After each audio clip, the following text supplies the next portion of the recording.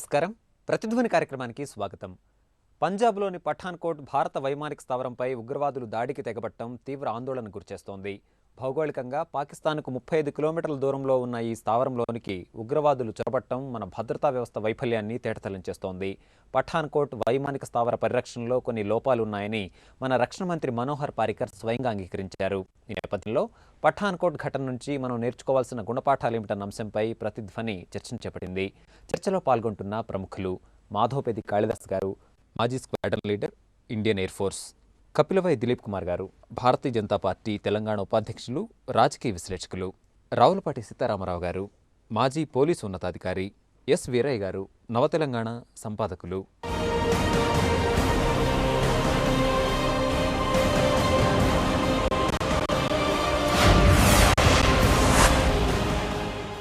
కాళిదాస్ గారు, పఠాన్కోట్ వైమానిక స్థావరంపై అసలు ఉగ్రవాద దాడి ఎలా జరిగిందంటారు? భద్రతా వ్యవస్థలో ఉన్నటువంటి సమన్వయ లోపాలు, వీటన్నిటిని మీరు ఎలా చూస్తారు? అసలు ముందుగా మొన్నటి వరకు సామాన్యంగా మనకి ఉగ్రదాడి అనగానే ప్రజా సమూహాల్ని, ప్రజల్ని ఎక్కడ పడితే అక్కడ అటాక్ చేస్తూ భయోత్పాతాలు క్రియేట్ చేసేటువంటి ఒక చర్య, బాంబు దాడి ద్వారా కానీ, కసబ్ వాళ్ళు చేసినటువంటి తుపాకుల ద్వారా విచ్చలవిడిగా.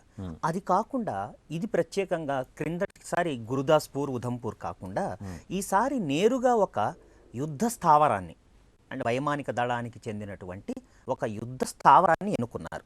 అలా ఎందుకు ఎన్నుకున్నారు అన్నది విశ్లేషిస్తే వాళ్ళు చెబుతోంది ఏమిటంటే, వాళ్ళ ఉగ్రదాడుల స్థాయి అంటే మామూలు ప్రజల నుంచి, ప్రజా సంబంధమైనటువంటి వ్యవస్థల నుంచి కాకుండా దేశానికి సంబంధించినటువంటి యుద్ధ వ్యవస్థలకి కేంద్రీకృతంగా ఉన్నటువంటి వాటిని కూడా మేము అవసరమైతే దాడి చేయగలమా లేదా అన్నది ఒక ట్రయల్లోకి వెళ్ళి దాన్ని మెల్లగా ప్రాక్టీస్ పెట్టడానికి ప్రయత్నించినట్టు కనపడుతోంది.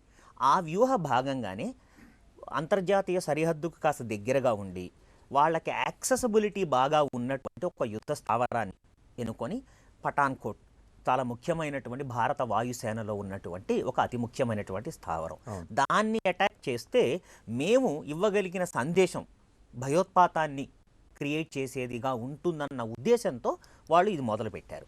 మొదలుపెట్టి దానికి ప్రణాళిక అంత సులభం కాదు రచించడం, ఏదో వారం 10 రోజుల్లో అయ్యేది కాదు. ఎందుకంటే వాళ్ళు 30-35 కిలోమీటర్ల గుండా వచ్చి యుద్ధ స్థావరం యొక్క ఆసుపాట్లన్నీ తెలుసుకొని లోపలికి వెళ్ళి టెక్నికల్ ఏరియాలోకి వెళ్ళి ఇలా అంచెలంచెలుగా వాళ్ళు చొరబడాలి. సో అంత సామాన్యమైన విషయం కాదు, దానికి చాలా తర్ఫీదు పొంది ఉంటారు. నా అనుమానం కేవలం ఇదొకటే కాదు, ఇటువంటి తరహావి మున్ముందు కూడా వాళ్ళు చేస్తూ ఉండి ఉంటారు. ఇందాక మీరు అన్నట్లు లోటుపాట్లు ఎలా ఉన్నాయి, ఎలా జరిగాయి అంటే, అంచెలంచెలుగా ఆ యుద్ధ స్థావరం దగ్గరికి భారత వాయుసేన సంబంధించిన పోలీస్ విభాగం ఉంటుంది. కానీ అంతర్జాతీయ బార్డర్ నుంచి అక్కడ దాకా వచ్చేటప్పుడు పంజాబ్ పోలీసుల ప్రమేయం ఎక్కువ ఉంటుంది. స్పెసిఫిక్ ఇంటెలిజెన్స్ ఇన్పుట్స్ కనుక వచ్చి ఉంటే దానికి ప్రత్యేకమైనటువంటి కమాండోలు వాళ్ళు కూడా ఉండాలి.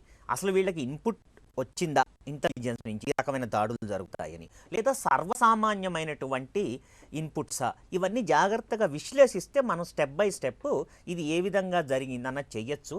ఆల్రెడీ నేషనల్ ఇన్వెస్టిగేషన్ ఏజెన్సీ ఆ చర్య చేపట్టింది. దిలీప్ కుమార్ గారు, పఠాన్కోట్ వైమానిక స్థావర రక్షణలో లోపాలున్నాయని చెప్పి స్వయాన రక్షణ శాఖ మంత్రి మనోహర్ పారికర్ అంగీకరించారు. మరి మనం ఈ లోపాలపై ఎలాంటి దృష్టి సారించాల్సినటువంటి అవసరం కనిపిస్తుంది? అంగీకరించారు అంటే లోపాలనే స్పష్టంగా కనపడుతుంది, లేకపోతే వాళ్ళు పోలేరు. సో దానికి కోఆర్డినేషన్ వారన్నట్టుగా వివిధ సంస్థల మధ్య కోఆర్డినేషన్ అనేది కాస్త లోపించినట్టుగా కనపడుతుంది, లేకపోతే జరగదు. ఇంకొకటి ఏంటంటే, ఇట్లాంటి కార్యక్రమాలు ఎవరైతే టెర్రరిస్టులు నిర్వహిస్తున్నారో సివిలియన్ టార్గెట్స్ని నార్మల్గా ఎంచుకుంటారు. ఎందుకంటే వాళ్ళకి అక్కడ క్విక్గా ఆపరేషన్ పూర్తవుతుంది, వెళ్ళిపోతారు. దొరకడం అంతా ఈజీ కాదు, సర్ప్రైజ్ ఎలిమెంట్ ఉంటుంది, మీరు పోలీసు వచ్చే లోపల వెళ్ళిపోతారు. బట్ ఇది డెలిబరేట్గా అక్కడికి వాళ్ళకి తెలుసు వాళ్ళు చనిపోతారని. ఈవెన్ ఆర్మీ కూడా యుద్ధం అయితే ప్రతిచర్య రోజుకు వాళ్ళు ముందుకోవడం, వీళ్ళ కాల్పులు ప్రతి కాల్పులు ఉంటాయి. ఇక్కడ కూడా సర్ప్రైజ్ ఎలిమెంటే. ఈవెన్ ఆర్మీ కూడా ఇది they are taken by surprise, వాళ్ళు కూడా ఇది ఎక్స్పెక్ట్ చేసి ఉంటారు. But it's a failure. Intelligence విభాగం, మరో విభాగం, బార్డర్ సెక్యూరిటీ ఫోర్స్ ఉండగా అసలు వీళ్ళు అసలు ఎట్లా క్రాస్ అయ్యారు అని కూడా కొన్ని క్వశ్చన్స్ ఉన్నాయి. అందుకని ఆయన దీనిలో లోపాలు అయిన విషయాన్ని అంగీకరించారు. It's very serious lapse also. Government is definitely very serious. కానీ ఇంకొక యాంగిల్ కూడా దీంట్లో ఏముందంటే, పక్కగా ఉన్న పాకిస్తాన్ సహజంగా దీంట్లో ఇట్లాంటి సంస్థలన్నిటికీ కూడా వాడు స్థావరం ఇస్తారు. అక్కడ ట్రైనింగ్ పోతూ ఉంటారు. అది ప్రభుత్వం వాళ్ళని ఎంకరేజ్ చేస్తుందా, సివిలియన్ గవర్నమెంట్ ఇస్తుందని అనుకోను. బట్ పాక్ ఆర్మీ డెఫినెట్గా దీని వెనక ఉంటుంది. చాలా సందర్భాల్లో మనకు తెలిసింది. సో మొన్ననే మన ప్రైమ్ మినిస్టర్ పోవడం, నవాజ్ షరీఫ్ గారి ఇంట్లో ఒకటి వాళ్ళకి నచ్చలేకపోవచ్చు. దానికి కౌంటర్గా కూడా ఇది జరిగి ఉండే అవకాశం ఉంది. నేను ఒక కోణం నుంచి అంటున్నా దాన్ని. So but at the same time Pak ప్రధాని అనేవాడు స్వయంగా మళ్ళీ మన ప్రధానమంత్రితో మాట్లాడి ఆయన కూడా దీని గురించి ఎంక్వైరీ చేశాడు, కన్సర్న్ ఎక్స్ప్రెస్ చేశాడు. It's a good thing. So ఇద్దరు కూడా వాళ్ళు కానీ వీళ్ళు కానీ ఏ దేశాలైనా ఒకటే ఒక పాయింట్ అర్థం చేసుకోవాల్సిందంటే, అంతర్జాతీయంగా పెరిగిపోతున్న టెర్రరిస్ట్ ఇట్లాంటి సంఘటనలు చూస్తూ ఉంటే we have to take a very serious note of it. అటు ఇండియన్ గవర్నమెంట్ కావచ్చు, అటు పాకిస్తాన్ గవర్నమెంట్ కావచ్చు, మరే గవర్నమెంట్ అయినా కావచ్చు, ఇంక్లూడింగ్ అమెరికా కావచ్చు, వీళ్ళందరూ కూడా దాన్ని సీరియస్గా తీసుకొని ఒక స్పెషల్ ఎఫర్ట్తో కోఆర్డినేషన్తో దీన్ని అంతమందించే ప్రయత్నం చేస్తే తప్ప ఇట్లాంటివి సివిలియన్ టార్గెట్ కానివ్వండి, లేదా డిఫెన్స్ టార్గెట్ కానివ్వండి, ఆర్మీ టార్గెట్ కానివ్వండి, ఏ టార్గెట్ అయినా ఇది వెరీ వెరీ డేంజరస్. అండ్ ప్రపంచవ్యాప్తంగానే దీని అందరం కూడా చాలా సీరియస్గా ప్రభుత్వ అధినేతలు కలిసికట్టుగా పనిచేసి దీన్ని తుదముట్టించకపోతే మానవాళి యొక్క భవిష్యత్తు గురించి కొంత ప్రశ్న వేసుకోవాల్సిన పరిస్థితి వస్తుంది. అలాంటి సీరియస్ సంఘటనలు ఆల్ ఓవర్ వరల్డ్ జరుగుతున్నాయి. ఇది ఒక చిన్న సంఘటన, బట్ ఆర్మీలో జరిగింది కాబట్టి మనకు వెరీ సీరియస్. సీతారామరావు గారు, పఠాన్కోట్ దాడికి సంబంధించినటువంటి పథక రచన పాకిస్తాన్ భూభాగం నుంచే జరిగింది అనడానికి అనేక ఆధారాలు కనిపిస్తూ ఉన్నాయి. మరి ఈ నేపథ్యంలో మన జాతీయ దర్యాప్తు సంస్థ ఎట్లాంటి పంథ అనుసరించాల్సినటువంటి అవసరం కనిపిస్తుంది? ముఖ్యంగా ఐఎస్ఐ పాత్రపై ఎన్ఐఏ ఎలాంటి దృష్టి సారించాలంటారు? పాకిస్తాన్ పాత్ర ఉందా లేదా అనే విషయాన్ని గురించి ఆలోచించినప్పుడు డిఫెన్స్ మినిస్టర్ కానివ్వండి, లేకపోతే సంబంధించిన గవర్నమెంట్ అధికారులు కానివ్వండి, ఎక్కడ పాకిస్తాన్ మీద ఈ నెపం వేయటానికి సిద్ధంగా లేరు. దానికి కారణం ఏమిటంటే, ఎప్పుడైనా సరే డిప్లొమసీ అనేది చాలా సటిల్గా ఉంటుంది. ఒకసారి కనుక పొరపాటున పాకిస్తాన్ చేసింది అనేది స్పష్టంగా చెప్పడం జరిగితే అప్పుడు మనం డిఫెన్స్లో పడిపోతాం. కానీ ప్రైమ్ మినిస్టర్ ఆయనతో మాట్లాడుతూ ఉన్నప్పుడు కౌంటర్ పార్ట్ తోటి ఒక స్పష్టమైనటువంటి అవగాహనతో కూడుకున్నటువంటి పదాన్ని వాడాడు. యాక్షనబుల్ ఇన్ఫర్మేషన్ మేము ఇచ్చాము అన్నాడు. కరెక్ట్. యాక్షనబుల్ ఇన్ఫర్మేషన్ అంటే ఖచ్చితంగా మనకు సంబంధించిన నిఘా విభాగ సంస్థ ఇగో ఈ విధంగా జరిగింది, ఈ విధంగా జరిగింది, ఈ విధంగా జరిగింది, దీనికి స్పష్టమైన ఆధారాలు మన దగ్గర ఉన్నవని ఆ ఆధారాలు ప్రధానమంత్రి దృష్టికో డిఫెన్స్ మినిస్టర్ దృష్టికో తీసుకొని వచ్చినప్పుడు దాన్ని ఆయన ఖచ్చితంగా చెప్పాడు. అక్కడి నుంచి దానికి జవాబు లేదు. ఎప్పుడైనా సరే ఇంటర్నేషనల్ వ్యవహారాల్లో మన నిఘా వ్యవస్థ ఎట్లా, అక్కడ నిఘా వ్యవస్థ ఖచ్చితంగా వాళ్ళు చేయాల్సిన పని వాళ్ళు చేయక తప్పదు. దాన్ని మనం తప్పు పట్టాల్సినటువంటి అవసరం లేదు. కానీ ఎప్పుడు వాళ్ళకి ఎత్తుకు పై ఎత్తు వేసినప్పుడే నిఘా వ్యవస్థలు ఎప్పుడు విజయాన్ని సాధిస్తాయి. ఇక్కడ మాత్రం అలసత్వం అనేది బిఎస్ఎఫ్ అంటే బార్డర్ సెక్యూరిటీ ఫోర్స్లో ఉంది, పంజాబ్ పోలీస్లో ఉంది. నాకు ఉన్నటువంటి ఇన్ఫర్మేషన్ బట్టి ఎస్పీ ఎంతవరకు అక్కడ పట్టుబడినటువంటి కిడ్నాప్ అయినటువంటి వ్యక్తి, సరే అతను ఏంటి కరెక్టా కాదా, లేకపోతే అతని రోల్ ఏమిటి అనేది పక్కన పెడతాం. పఠాన్కోటకు సంబంధించిన దాంట్లో ఒక అద్భుతమైనటువంటి పని మన వాళ్ళు ఆల్రెడీ చేశారు. ఎప్పుడైతే ఈ ఇన్ఫర్మేషన్ కొంత జరుగుతుంది అని గుర్దాస్పూర్ వారు చెప్పినట్టు కొన్ని ఇన్సిడెంట్స్ జరగగానే అక్కడ ఫైటింగ్ జెట్స్ ఉన్నాయి, ఎట్ ది సేమ్ టైం మన హెలికాప్టర్స్ ఉన్నాయి. అంటే వాటిని ధ్వంసం చేయటం కోసం వచ్చారు వీళ్ళు. సంహో లక్కీలీ 2 గంటల ముందరనో 6 గంటల ముందరనో వాళ్ళు ఇమీడియట్గా వాటిని రీప్లేస్ చేయడం, వాటిని తీసేశారు అక్కడి నుంచి. ఆ విధంగా ఆలోచిస్తే డెఫినెట్గా మన ఇంటెలిజెన్స్ వ్యవస్థ దానికి తగ్గ ఇన్ఫర్మేషన్ తీసుకొని దానికి తగ్గట్టుగా వ్యవహరించిందని మనం చెప్పగలం. వీటన్నిటిని ఆలోచించినప్పుడు దీనికి కారణం ఏంటంటే, మీరు ఇంకొక ఇంపార్టెంట్ ఇన్ఫర్మేషన్ కూడా నేను చెప్తున్నాను, పశ్చిమ అందరి దృష్టిలో ఉంది. అక్కడ ఈ మధ్యన భద్రతా సలహాదారుని మార్చడం జరిగింది. అంటే పాకిస్తాన్ ఆర్మీకి సంబంధించిన వాళ్ళని వేశారు. పాకిస్తాన్ ఆర్మీకి సంబంధించిన వాళ్ళు వేసినప్పుడు మాలాంటి వాళ్ళంతా ఏమనుకున్నామంటే డెఫినెట్గా మనకు చక్కటి స్టెప్స్ వీళ్ళు తీసుకోబోతున్నారు, ఈ ఉద్రేకాలు చల్లారుతాయి అనుకున్నాం. కానీ ఎప్పుడైతే అక్కడ ప్రధానమంత్రి ఇద్దరు కలిసి హల్లాబుల్లా అనుకున్నారో అది అక్కడ మిలిటరీకి నచ్చలేదు.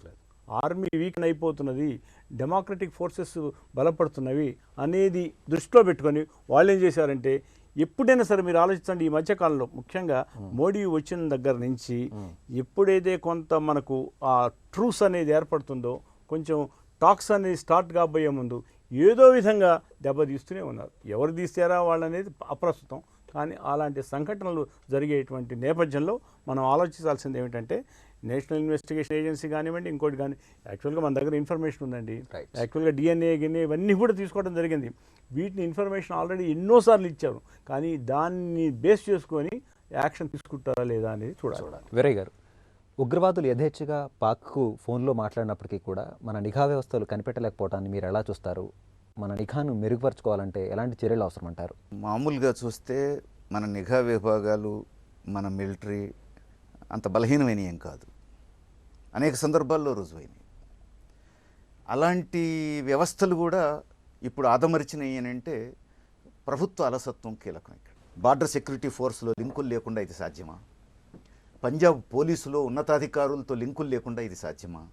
ఈవెన్ ఈ ఎయిర్ బేస్లో ఎవరితోనూ ఏ లింకు లేకుండా ఇది సాధ్యమా?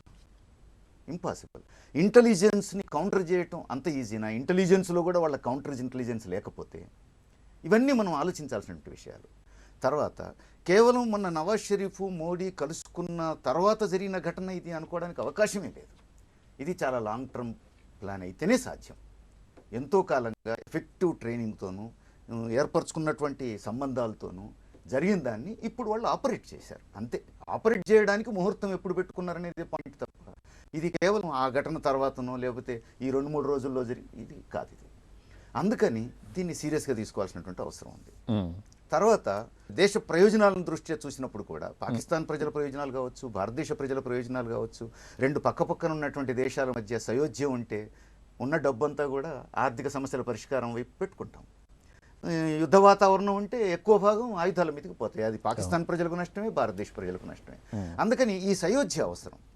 ఈ సయోధ్య వల్ల నష్టపోయే శక్తులు కొన్ని ఉన్నాయి. ఇప్పుడు ఆయుధ వ్యాపారం మీద ఆధారపడే వాళ్ళు నష్టపోవచ్చు, లేదా అనేక అంతర్జాతీయ స్థాయిలో అనేక పథకాలు రచిస్తున్నటువంటి టెర్రరిస్ట్ ఫోర్సెస్కి ఇది ఆటంకం కావచ్చు. కాబట్టి కొన్ని వెస్టెడ్ ఇంట్రెస్ట్స్ ఇలాంటి సందర్భాల్లో ఈ రెండు దేశాలు దగ్గర అవడాన్ని అడ్డుకునే ప్రయత్నం చేస్తే అలాంటి ప్రయత్నాల్లో ఇదొక భాగం అని చెప్పేసి అనుకోవాలి. అందుకే చాలా విశాల దృక్పథంతో పరిశీలించాలి. తొందరపడి ఇప్పుడు మనం చూస్తాం, ఇక్కడ ఏదన్నా ఘటన చేస్తే ఇమీడియట్గా వచ్చేటువంటి వ్యాపించే వార్తలు ఏమిటి అంటే పాకిస్తాన్ ప్రోత్సహించింది అని. పాకిస్తాన్లో ఏ చిన్న ఘటన జరిగినా మీరు అక్కడ మీడియాలో చూడండి, భారతదేశం ప్రోత్సహించింది.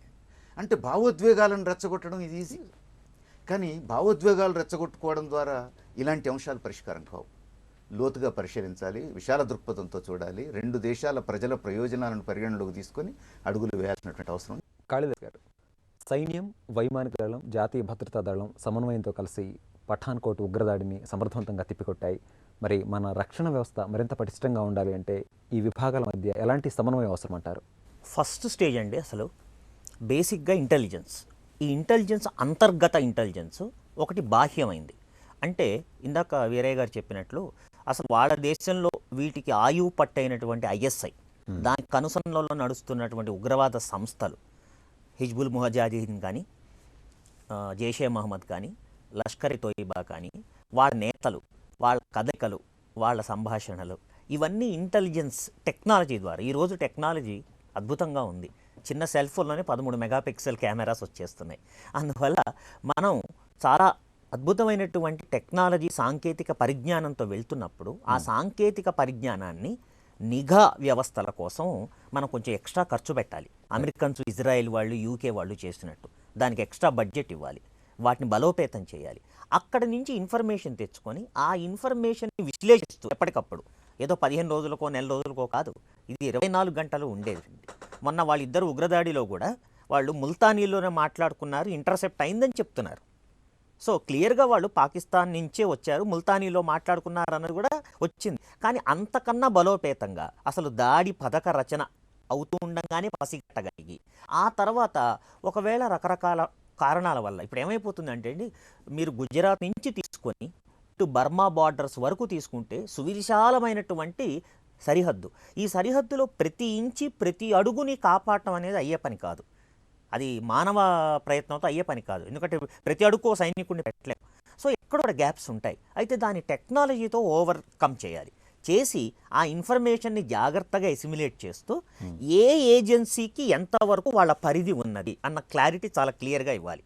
ఎందుకంటే ఇంగ్లీష్లో సామెత చెప్పినట్టు టూ మెనీ కుక్స్ స్పాయిల్ ఎ ఫుడ్. అలా కాకుండా చాలా జాగ్రత్తగా ఏ ఏ అంచెలలో ఎవరెవరి ఆధిపత్యం ఎలా ఉండాలి, వాళ్ళ కోఆర్డినేషన్ ఉండాలి. సో ఎవరెవరు ఎటువంటి సర్కంస్టెన్సెస్ని ఎదుర్కోవాలి. ఇప్పుడు ఇందాక జరిగింది కేవలం ఉగ్రదాడి అని అనుకుంటున్నాం, కానీ ఇది ప్రచ్ఛన్నమైనటువంటి యుద్ధదాడి. ఎందుకంటే ఇప్పుడు ఒక యుద్ధ స్థావరం, వైమానిక స్థావరం కానివ్వండి, పదాతి దళ స్థావరం కానివ్వండి, వాటి మీద దెబ్బ కొట్టడం అంటే అది యుద్ధంలో మాత్రమే జరుగుతుంది. కానీ ఇక్కడ ఉగ్రవాదుల ద్వారా ఒక 6 ఉగ్రవాదుల్ని కఠినంగా కఠోరంగా వాళ్ళు ట్రైనప్ ఇచ్చి దాదాపు స్థావరానికి చొచ్చుకుపోయేంత దూరం దాకా తీసుకువెళ్ళగలిగారు అంటే వాళ్ళ పథక రచన ఒక రకంగా శత్రువైనా మనం ఆశ్చర్యపడాల్సిందే. సో అటువంటి కాకుండా ఇంటెలిజెన్స్ చేసి ఆ ఇంటెలిజెన్స్ని జాగ్రత్తగా డికోడ్ చేసి ఏ ఏజెన్సీ ఎటువంటి విపత్కరమైన పరిస్థితుల్లో ఈరోజు వాళ్ళు మానవ బాంబుల్లాగా వచ్చారు. రేపు టెక్నాలజీ ఉపయోగించి ఏ డ్రోన్సో ఎక్కువ టెక్నాలజీ ఉపయోగించి అప్పుడు మళ్ళీ ఆశ్చర్యపడిపోయి ఇది మేము ఊహించలేదు అంటే దాన్ని జాతి క్షమించదు.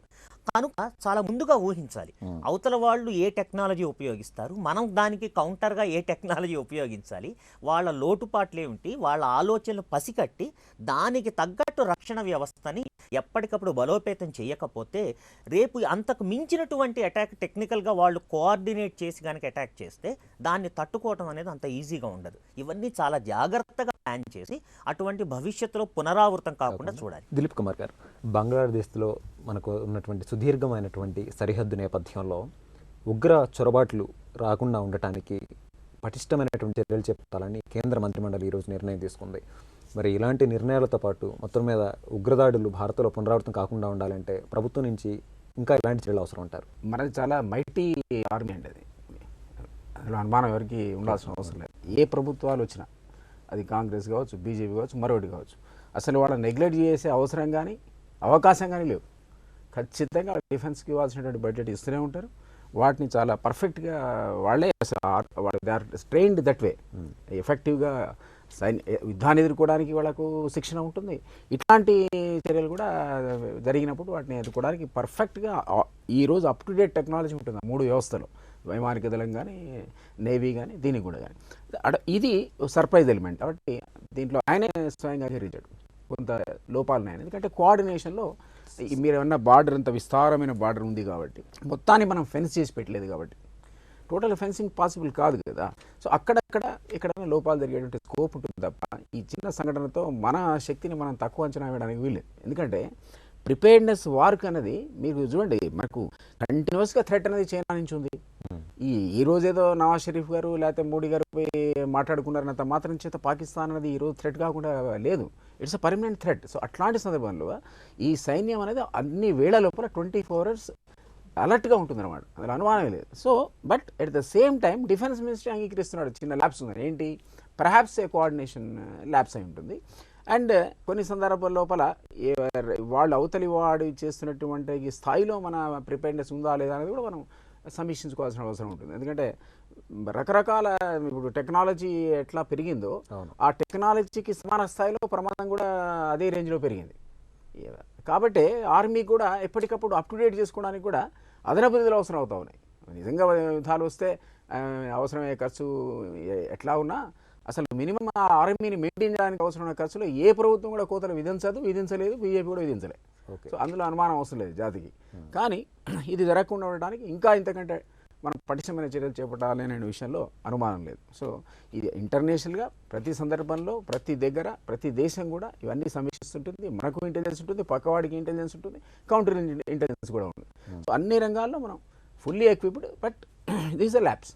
ఈ ల్యాబ్స్ కాబట్టి బంగ్లాదేశ్ ఈరోజు క్యాబినెట్ నిర్ణయాన్ని కూడా మనం అప్రిషియేట్ చేయాల్సిందే. వాళ్ళు నిన్న జరిగిన సంఘటనకు వాళ్ళు రియాక్ట్ అయ్యారు. సో దానికి అవసరమైన చర్యలు తీసుకోవాల్సిందిగా ఈరోజు క్యాబినెట్ డిసిషన్ తీసుకుంది. లెట్ us see దీన్ని ఏ విధంగా ప్లగ్ చేయబోతున్నారు రాబోయే రోజుల్లో చూస్తాం. సీతారామరావు గారు, పఠాన్కోట్ ఉగ్రదాడి ఘటన నుంచి మనం నేర్చుకోవాల్సినటువంటి గుణపాఠాలు ఏంటి? మన రక్షణ వ్యవస్థని మరింత పటిష్టపరచుకోవాలంటే ఎలాంటి చర్యలు అవసరం? గుణపాఠం అంటే మనం ప్రిపేర్డ్నెస్ లోపం ఉంది, దాని ద్వారా ఎవర్ రెడీ బ్యాటరీ అనేది మనం ఎప్పుడు సిద్ధంగా ఉంచుకోవాలి. రెండవది ఏంటంటే ఆశించిన స్థాయిలో మన వ్యవస్థలు పనిచేయటం లేదు. మీరు నిఘా వ్యవస్థలు కానివ్వండి, లేకపోతే ఇంకేదైనా కానివ్వండి, నేను ప్రభుత్వంలో ప్రతిదీ ఇట్లా అని చెప్పదలుచుకోలేదు, కానీ ఆశించిన వ్యవస్థలో దానికి తగ్గ రీతిలో వాటి కోసం ఏర్పడినటువంటి వ్యవస్థలు పనిచేయకపోవటంలో వచ్చినటువంటి ఇబ్బంది. మూడవది ఏంటంటే ఎప్పుడైనా సరే అవతల వాళ్ళ యొక్క బలాన్ని ఎక్కువగా మనం ఊహించుకొని మరింత ఎక్కువగా మనం సిద్ధపడాలి. ఇక్కడ ఏమిటంటే మనకి బంగ్లాదేశ్ వార్ తర్వాత, కార్గిల్ తర్వాత కూడా ఎప్పుడైనా సరే మనం కళ్ళు మూసుకొని పాకిస్తాన్ని జయించవచ్చు అనేటువంటి అభిప్రాయం మనకు కలిగింది. దాన్ని కాదు, ఎప్పుడైనా సరే మేము భారతదేశాన్ని అదును చూసి మేము కొట్టగలం అనేటువంటి అభిప్రాయంతో వాళ్ళు ఉన్నారు. వాళ్ళు బాగా సిద్ధపడుతున్నారు. మనం అలసత్వం అనుకోండి, లేకపోతే ఇంకేదైనా అనుకోండి, ఏం పర్వాలేదు. మనకు వారు ఒక మంచి పాయింట్ చెప్పారు. ఏంటంటే మనకి ఎట్టి పరిస్థితుల్లో మన బ్రహ్మాండమైన ఆర్మీ ఉంది, నిజమే, సంఖ్యాపరంగా కానివ్వండి, లేకపోతే ఇంకో విధంగా కానివ్వండి ఉంది. కానీ దానికి తగ్గ రీతిలో వ్యవహరిస్తున్నదా లేదా అనేది క్వశ్చన్ మార్క్. ఒక స్థావరం, అందుట్లో ప్రత్యేకంగా విమాన స్థావరం దగ్గరికి పొయ్యారు అనేది తలుచుకుంటేనే భయం అవుతున్నది. 35 కిలోమీటర్ల దూరంలో ఉన్నటువంటి విమాన స్థావరాన్ని మనం అత్యంత కట్టుదిట్టమైన రీతిలో దాన్ని కాపాడుకోలేకపోయామే అనేది ఎప్పుడు it will be haunting us. That is a very very very important and crucial point. ఇలాంటి ఏమేంటంటే, number 1, government is behind you. ఆర్మీకి అక్కడేంటంటే ఆర్మీ ఈజ్ బిహైండ్ గవర్నమెంట్. ఇక్కడ మనకు government has to be behind.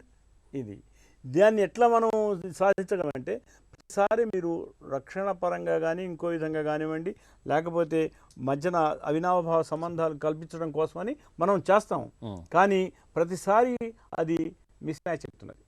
పోవటం, ఆయన మాట్లాడటం, రాగానే ఇంకోటి జరగటం.